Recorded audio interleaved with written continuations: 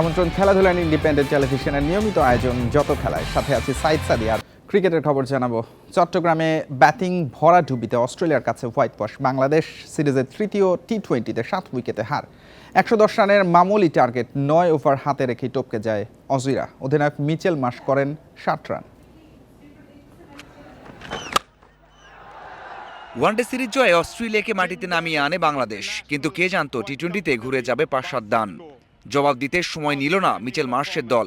বাজে ক্রিকেট প্রদর্শনীতে white wash টাইগাররা। শেষ ম্যাচে স্বাগতিকদের অ্যাপ্রোচই লজ্জায় ফেলেছে সমর্থকদের। প্রশ্ন উঠেছে টি-20 সামর্থ্য নিয়ে।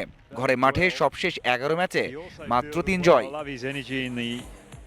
দারুণ ব্যাটিং উইকেটে টস জিতে ব্যাট করতে নেমে তামিম অপ্রত্যাশিত রান আউট হন। এরপর শুরু হয় বাংলাদেশের জ্ঞানহীন ব্যাটিং। সাইফ ফেরার পর 13 বলে মাত্র 1 করেন ইমন। সৌম্যর জায়গায় সুযোগ পাওয়া সোহানও ব্যর্থ হয়েছেন। আর শামীম সবশেষ 8 ম্যাচে 6 বারই আউট হয়েছেন 5-এর নিচে। 36 রানে 5 উইকেট হারিয়ে বাংলাদেশ আর কি বা করতে পারে? 80 থেকে 90 রানে অল আউট হওয়ার শঙ্কা, সেটা অবশ্য হতে দেননি অধিনায়ক হৃদয়। রিশাদ, শরীফুল, তাসকিনের সঙ্গ নিয়ে 100 পার করেছেন।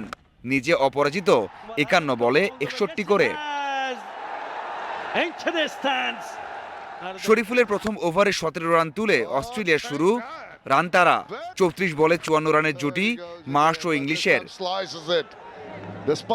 ইংলিশ ফিরলেও মার্চ মেরে খেলেছেন। 28 বলে করেছেন 60 রান।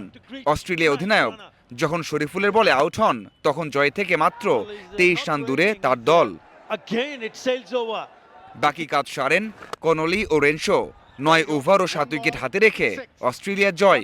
ওডিআই সিরিজ হারের বদলা ভালোভাবেই নিল মার্শের দল। Mazharul Islam, independent news, Chittagong.